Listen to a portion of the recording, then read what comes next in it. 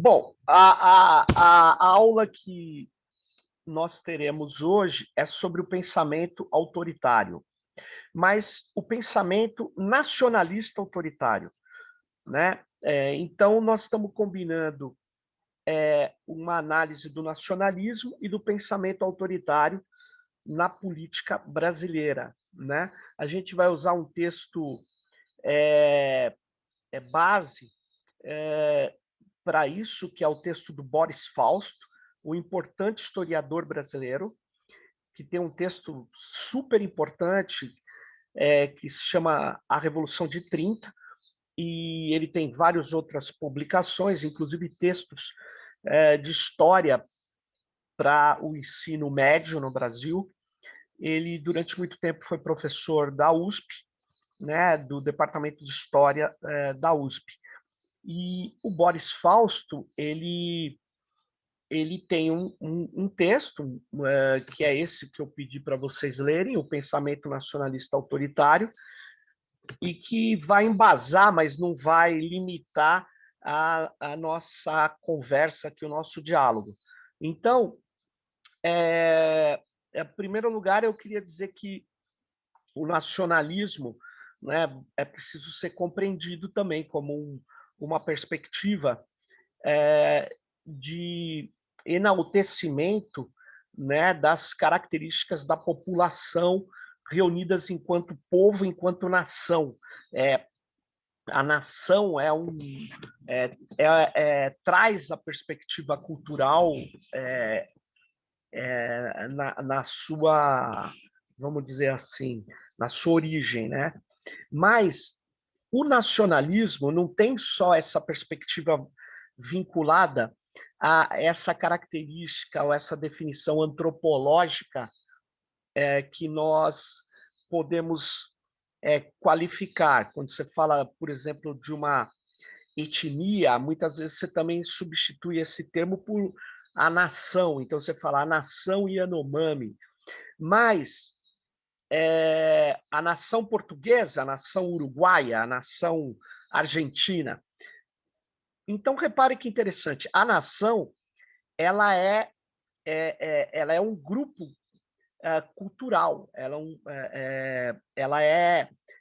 ela tem necessariamente características que têm a ver com a língua, com costumes, e uma nação não necessariamente precisa ter um território, mas é óbvio que a partir da construção dos estados nacionais, né, as nações passaram, dentro do território que elas viviam, né, a ter um poder político estatal, que seria o poder soberano, e passou-se a confundir, né, um Estado nacional com a própria nação. Mas você tem povos como os judeus, os que vieram ter um território nacional ou um país onde tinha um Estado nacional muitos anos depois.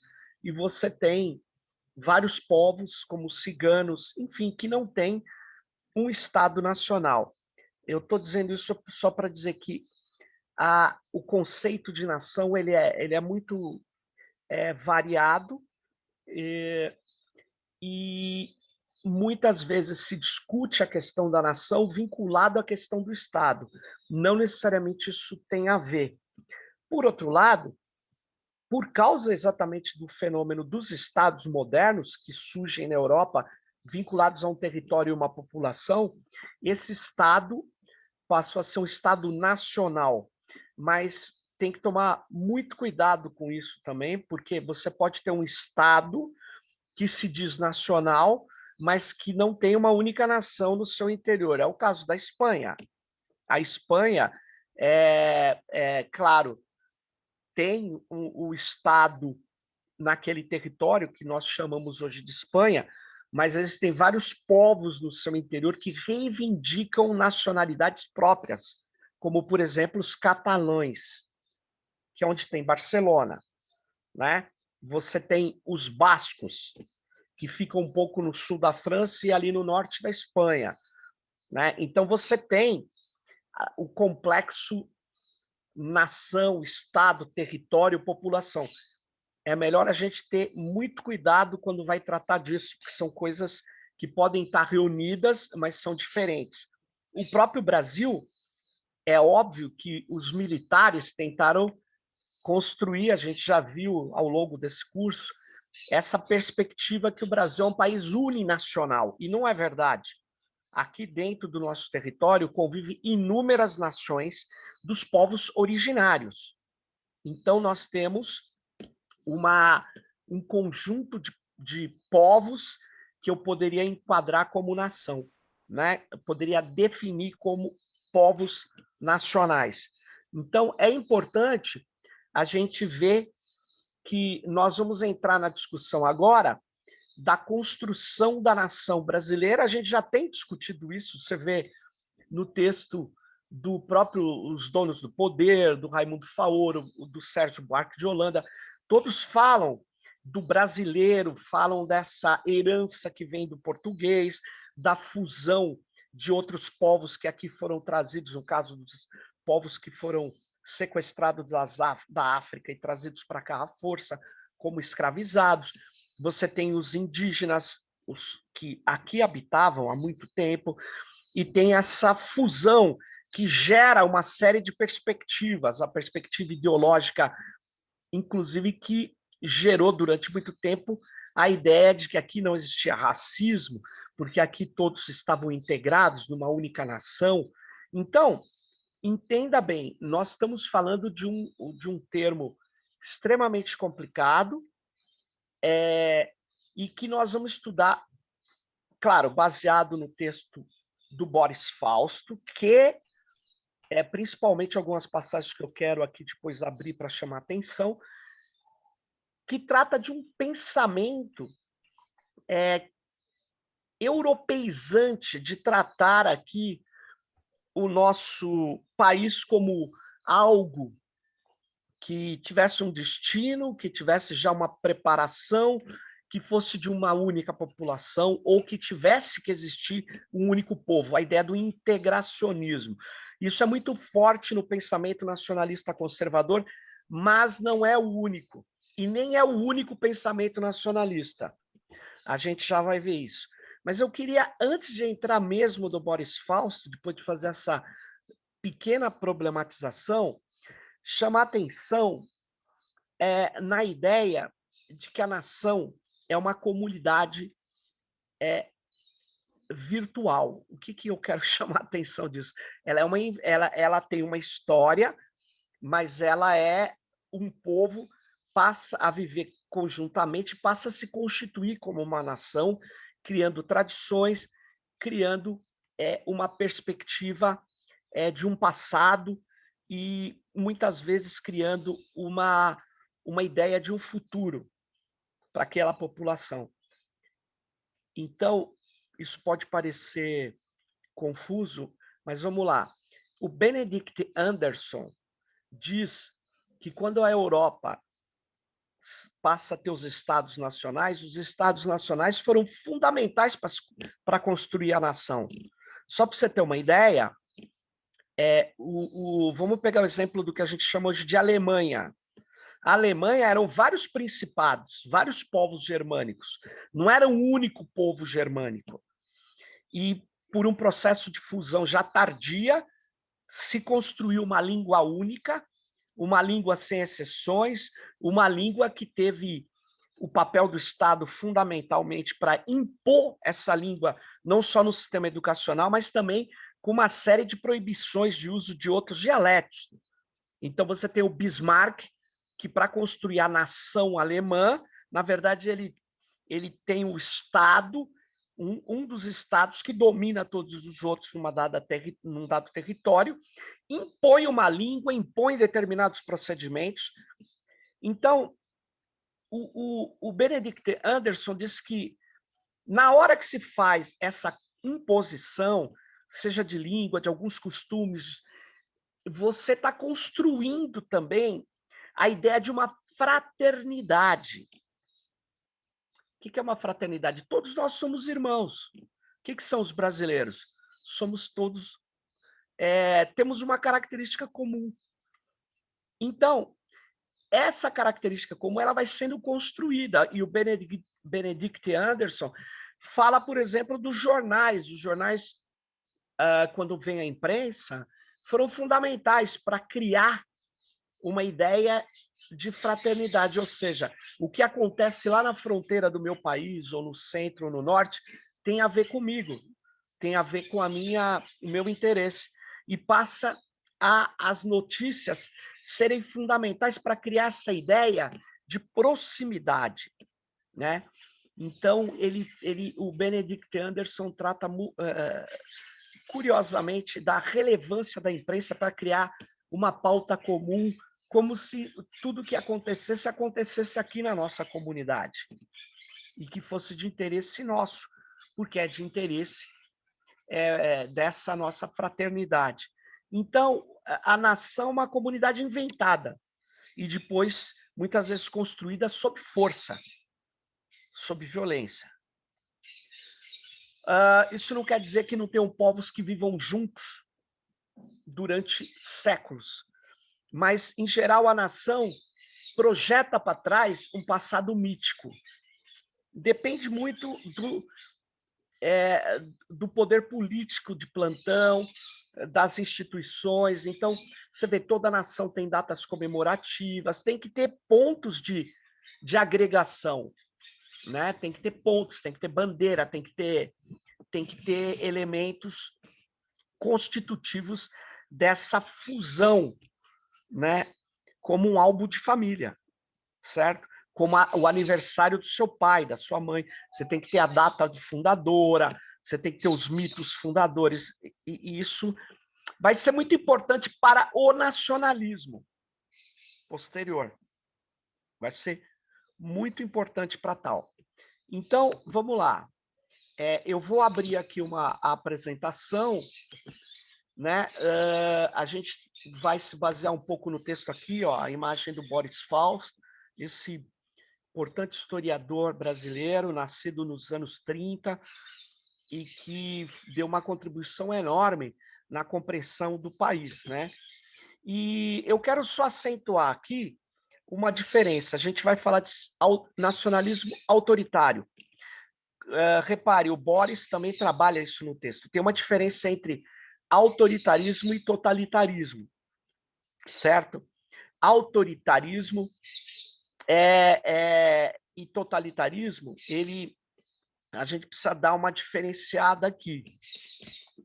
A Hannah Arendt, que foi uma importante filósofa, ela tem esse texto também muito importante, As Origens do Totalitarismo, onde ela trabalha a ideia do totalitarismo. O totalitarismo não é só autoritário, não é um governo ditatorial. Ela inclusive, para fazer a sua trajetória, ela combate, ela vai mostrar a diferença do totalitarismo da tirania. Totalitarismo seria um momento novo, um elemento muito novo aqui. Por quê? Porque ela trabalha com o terror, né? Trabalha com não só como a tirania de eliminar os opositores ao tirano, mas ela, mesmo após eliminar os opositores, vive com uma grande mobilização contra um inimigo que sempre tem que estar existindo. Esse inimigo, ele permanece, mesmo que virtualmente, e ele tem que ser combatido o tempo todo. E, portanto, o totalitarismo é um governo de mobilização baseado no terror, né? Ele trabalha com a ralé, com aqueles que estavam excluídos de determinados direitos e na franja, na margem de várias classes, mas ele se constrói em torno, muitas vezes, de lideranças carismáticas e cria laços emotivos. Essa liderança pode ter um partido-estado, né? O partido, como foi o nazismo, que ocupa todas as instâncias do Estado, mas que mobiliza com seu líder diretamente as massas. Então, ela vai falar que esse tipo de totalitarismo que quer controlar as vontades, reduzir o máximo o espaço dos indivíduos, ele precisa ser diferenciado de um governo que é uma ditadura, que tem lá o ditador, que trabalha com violência, mas que não tem essas outras características, né, de governança do terror, de mobilização permanente como, contra o inimigo, que o tempo todo pode estar destruindo a existência daquele povo. E aí, vamos lá, vou ler um trecho aqui. O regime autoritário, produto também das condições políticas vigentes do século XX, caracteriza-se negativamente por menor investimento em todas as esferas da vida social, pela inexistência entre uma simbiose, como eu havia dito, né, do partido com o Estado, sendo o primeiro, quando existente, dependente do último, né? Como foi o caso da ditadura militar brasileira, que criou a Arena, que era o partido da ditadura, e criou o partido da oposição. Olha que curioso. Os militares criaram aqui o MDB, que era o partido da oposição autorizada, para dizer que era um governo que não era uma ditadura, tinha até oposição. Bom, é óbvio que tem o regime autoritário tem restrições às mobilizações de massas, exceto aquelas comemorativas, aquelas de apoio ao ditador, né? Um dos traços básicos do autoritarismo consiste na relativa independência que preserva a sociedade em relação do Estado, a autonomia de algumas instituições, especialmente as religiosas, uma esfera de privacidade do pensamento, de crença, passa a ser tolerada, né? Inclusive, o Boris lembra que, a propósito do fascismo italiano, um bom número de autores sustenta que, se ele teve características de um movimento totalitário, antes da tomada de poder, acabou se transformando em um regime autoritário mobilizador. É curioso, né, ele trazer essa visão. Eu acho que, sem dúvida nenhuma, o partido do Mussolini, os camisas negras, as milícias dele, eram extremamente violentas, totalitárias mesmo, queriam impor condutas e jeitos de viver a toda a Itália, e durante o período que ele governa, ele tem uma certa confusão ali. Mas, veja bem, o fascismo italiano, ele é um discurso, né? O Umberto Eco tem um termo, um livro muito importante, O Fascismo Eterno, que mostra que o fascismo não tem um programa único, o fascismo tem características totalitárias, não, bastante profundas, seja na Alemanha, seja na Itália, ou em outros lugares onde tem os líderes fascistas que não conseguiram impor o fascismo, né? Porque não tinham as condições que tiveram, por exemplo, o Hitler e o Partido Nacional Socialista na Alemanha, ou o Mussolini na Itália, né? O autoritarismo tem que ser mais conservador, ligado às tradições do passado, enquanto regimes totalitários buscavam, nesse mesmo passado, elementos míticos, heróicos, como é o caso das lendas germânicas sobre heróis guerreiros, ou tempos gloriosos do Império, ou da Pax Romana, que era o Império Romano, né, que impunha a sua paz. Teriam paz se fossem aceitas as condições de Roma, né? E tanto é que o Hitler vai construir a ideia de um terceiro Reich, um terceiro reino, né? Essa ideia estava ligada a Roma. Eles seriam a continuidade do império civilizatório. É muito curioso isso. Então tem um passado mítico que, não, obviamente, que não tem nada a ver, não tem vínculos históricos, mas se cria esse vínculo e o Hitler se coloca como o grande líder, o Führer, e o líder do novo reino, né, do Terceiro Reich.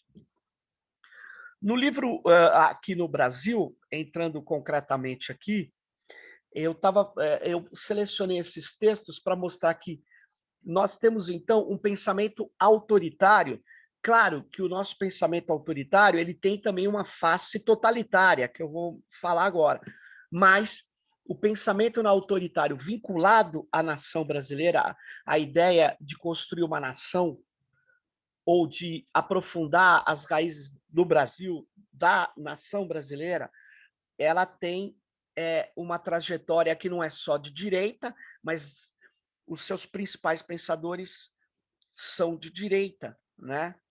No livro, por exemplo, O Estado Autoritário e a Realidade Nacional, o Azevedo Amaral concentrou, em termos candentes, a principal diferença entre os dois regimes, né, nas relações entre pessoa individual e Estado, né, em relação ao totalitarismo. Né? O que define o totalitarismo, no sentido peculiar, que essa expressão lhe deu o fascismo, não é, portanto, a extensão do poder estatal, mas a natureza compreensiva, absorvente, aniquiladora da personalidade humana, que imprime às instituições fascistas um aspecto repelente, tornando-as tão incompatíveis com todos os espíritos, desculpe, com todos que preservam a dignidade do espírito, né? Então, é interessante você ver que, para o Boris Fausto, existe um nacionalismo autoritário, que é principalmente vinculado à direita pela nossa história, e existe um nacionalismo de esquerda, tá? Portanto, faz sentido a característica esquerda e direita, porque durante muito tempo os caras diziam uma esquerda e direita está superada, mas se você olhar a história do Brasil, apesar de recentemente esses atuais grupos proto-fascistas brasileiros dizerem que o fascismo é de esquerda e tal, o nazismo, na verdade, de esquerda, e que dizendo que isso não faz também mais sentido, é para aliviar todo o totalitarismo que tem com eles, mas, obviamente, quando você está falando de nazifascismo, você está falando de extrema-direita. E por quê? Porque você quer destruir determinados tipos de liberdades e de determinadas ações coletivas, autônomas. Né? Você está dando todo o apoio, vamos dizer assim, à exploração econômica acima de tudo, enquanto os regimes de esquerda colocam a questão da justiça social, da participação, mas não da participação subordinada simplesmente a um líder, uma participação autônoma, uma participação onde as pessoas tenham, né, consciência de que se elas participam, elas podem exercer a sua liberdade com maior força. Então, essa ideia de justiça social e liberdade de participação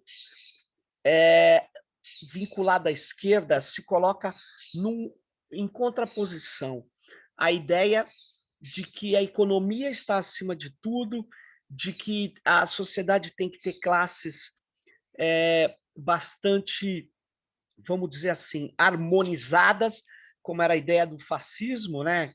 As corporações, a fábrica une o patrão e o faxineiro, porque o que é importante é eles agirem como um fátio, como todos juntos, e que não importa, porque a desigualdade é inerente às pessoas. A ideia da desigualdade como algo útil, fundamental, é extremamente vinculada à direita. Então, faz sentido você fazer essas diferenças.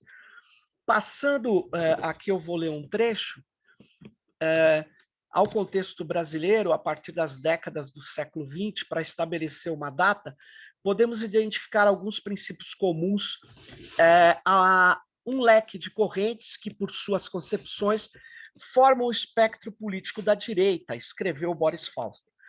Os principais deles me parecem ser a defesa de uma ordem autoritária, a repulsa ao individualismo em todos os campos da vida social e política, né? O apego às tradições, o papel relevante do Estado na organização da sociedade. Repare que isso é a direita conservadora, autoritária, tá? Esse recorte exemplificativo deixa, portanto, de incluir a ideologia liberal, mesmo a mais conservadora, na família da direita, dadas as suas concepções sobre soberania e representação. Ele está separando aqui do nacionalismo autoritário os liberais, tá? Não que os liberais não sejam conservadores. Ele está falando que o liberalismo europeu tinha ideais de liberdades civis, inclusive. Por outro lado, aqui no Brasil, essas liberdades civis sempre foram uma batalha muito grande, né? E muitas vezes os próprios liberais defendiam as liberdades civis para alguns e não para os outros. Não, apesar que alguns marxistas vão falar que isso acontece no mundo inteiro.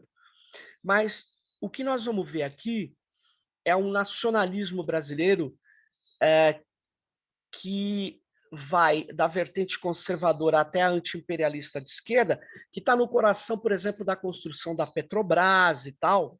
É também o movimento nacionalista do petróleo é nosso, um movimento mais nacionalista, mais democrático e mais de esquerda.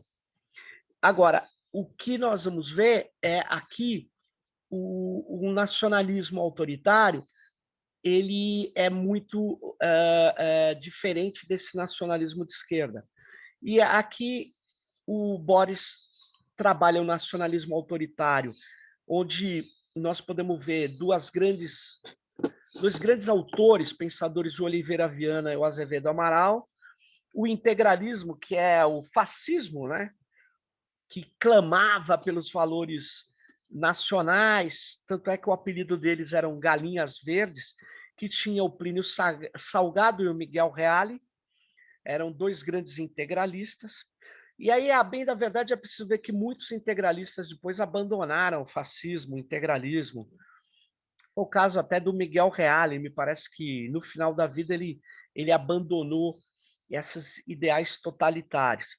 E tinha a corrente conservadora nacionalista católica do Jackson de Figueiredo e o Alceu de Amoroso Lima.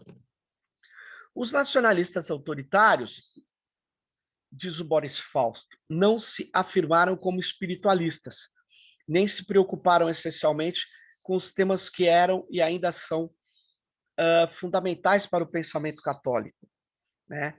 Se os católicos eram conservadores, eles não...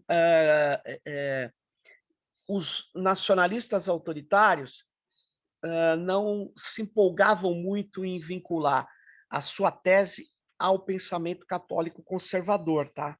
De direita. A estabilidade da família, a repulsa ao divórcio, ao aborto e ao planejamento familiar, o reconhecimento dos efeitos civis do casamento religioso, a luta pela adoção do ensino religioso nas escolas públicas. Isso não era a principal temática que, ora, o nacionalista autoritário podia até fazer uma aliança com o católico conservador, mas não era o seu principal veio, sua principal preocupação política. Ressalva-se apenas que Francisco Campos, uma das figuras principais dentre os autoritários, foi quem promoveu o último tópico por razões pragmáticas, razões de interesse política, que fez o ensino religioso nas escolas quando ele foi ministro da Educação, né, no Estado Novo. O nacionalismo autoritário, ele tinha bases que ele buscava no Brasil ser cientificista, né, e obviamente ligado a uma época onde a ciência ela tinha um grau de biologização da sociedade que se mostrou extremamente autoritário, preconceituoso e equivocado posteriormente pela própria ciência, né?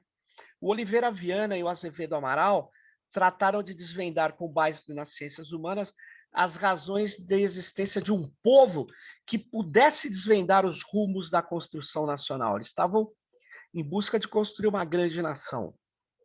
Mas o cientificismo dos pensadores autoritários não passava pelo determinismo, mas pelo papel da vontade, dos grandes guias apoiado na natureza instintiva das massas.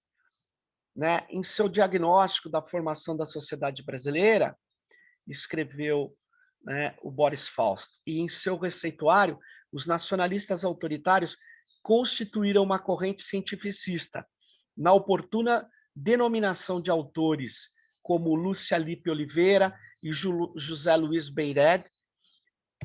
Pensadores como Oliveira Viana, Azevedo Amaral, trataram de desvendar, com base nas ciências humanas, as razões da existência do Brasil de um povo, mas não de uma nação. Olha que curioso, hein, gente? Temos um povo, mas não uma nação. Buscando definir, a partir desse diagnóstico, os caminhos para a construção da nação, da construção nacional. No pensamento dos autoritários, a influência do cientificismo, assim como dos autores representativos de outras correntes, era eclética, abrangendo nomes diversos que influenciaram cada um deles com maior ou menor peso. Assim, se combinavam o spencerismo, que vem do sociólogo Herbert Spencer, vocês devem ter estudado, que trabalhou a ideia do darwinismo social, que deu fundamento ao darwinismo social, transplantando para o plano social o princípio de sobrevivência dos mais aptos, aplicado por Darwin ao meio natural. A teoria sociológica do Lepre, destacando a importância social da família e sua dependência material do solo e do clima. O racismo de Lapou, de Gobineau e outros. O positivismo kantiano, as teorias sobre o caráter irracional das massas e o papel das elites, portanto, desde Le Bon, Taine, Mosca e Pareto, a psicologia do Ribot e uma pitada de psicanálise, pelo que se pode inferir das citações de Oliveira Viana. Está aí Oliveira Viana e o texto dele, O Idealismo da Constituição, entre outros. Oliveira Viana foi um dos ideólogos da eugenia racial no Brasil. Combateu a vinda de imigrantes japoneses para o Brasil, por exemplo. Ele ficou notoriamente reconhecido pela autoria de frases como: os 200 milhões de hindus não valem o pequeno punhado de ingleses que os dominam. E o japonês é como um enxofre insolúvel. E ainda, o partido é o presidente, referindo-se, né, ao Getúlio Vargas. Portanto, você vê aí um nacionalismo muito vinculado ao racismo, apesar de ter diversas versões, não tem uma só, tá? Não tem um racismo único, inclusive, de uma única perspectiva. As políticas eugenistas e de branqueamento e práticas de branqueamento da população eram vistas como elementos importantes para transformar esse povo, esse amontoado de gente, numa nação.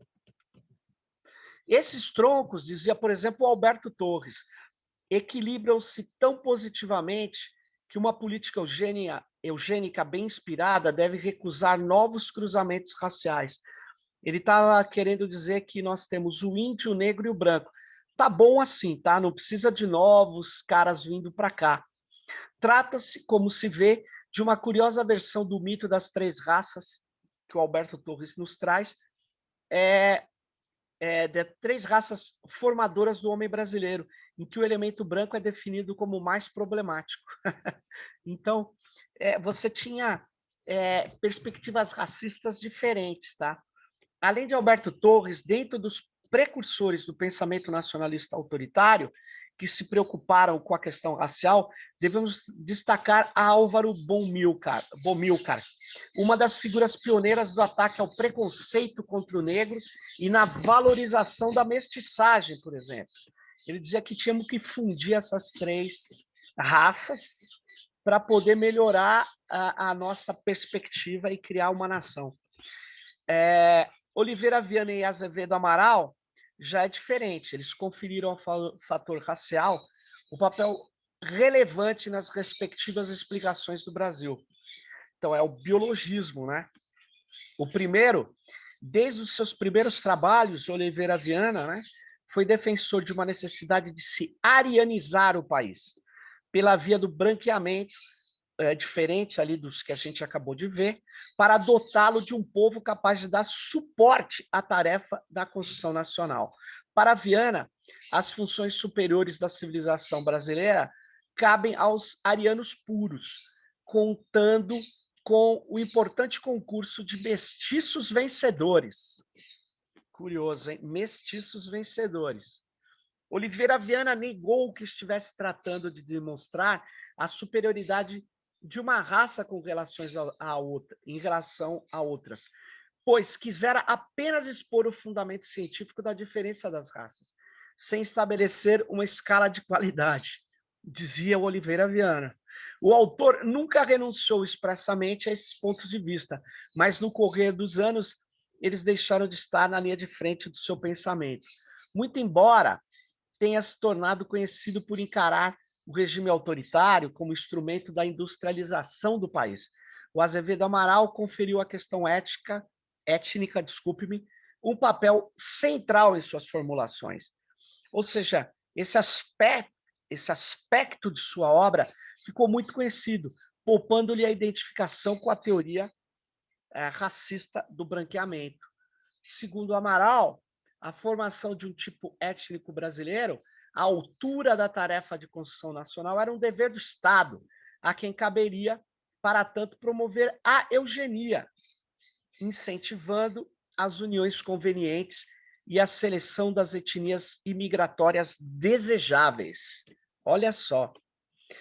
O Estado Nacional Autoritário e a Realidade Nacional é um livro dele, está disponível.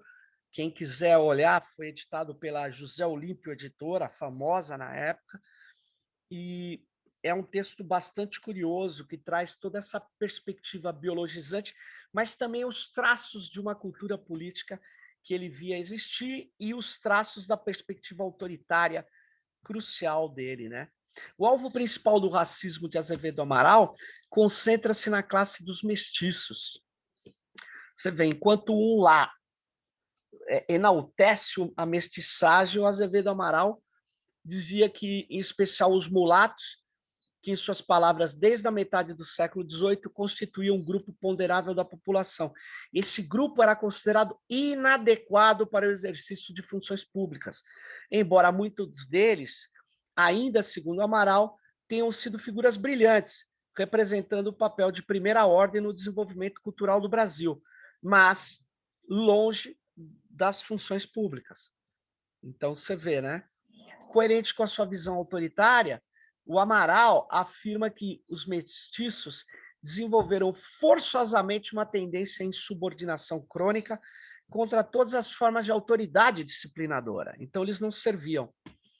Embora o contraste entre o imigrante, expoente de uma ética do trabalho, e o mestiço parasitário não esteja explicitamente formulado por ele, né, pelo Azevedo Amaral, ele é implícito em muitas passagens das suas obras, tá? Então, veja aí, né, um exemplo, né, do primeiro Congresso Brasileiro de Eugenia da Academia Nacional de Medicina, né? Olha só que loucura, gente. E a eugenia era a ciência de melhoria da raça, da espécie. Bom, o que eu quero dizer é que você tem, no pensamento autoritário brasileiro, no pensamento nacionalista autoritário brasileiro, na primeira parte do século XX, você tem uma fusão do racismo. O racismo está no coração desse pensamento, porque estava no coração da construção de uma nação.